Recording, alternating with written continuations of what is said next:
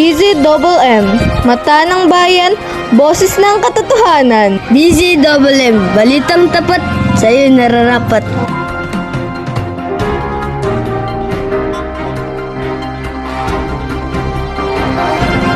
Magandang umaga.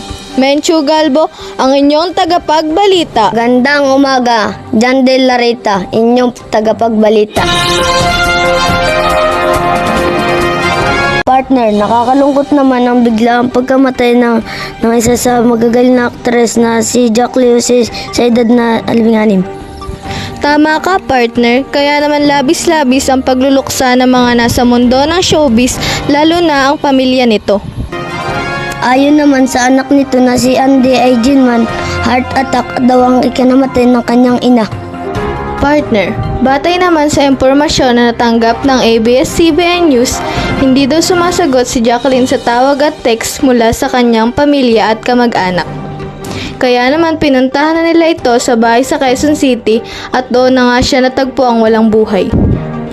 Sa kabilang banda naman ay humihingi ang pamilya nito ng privacy at respeto.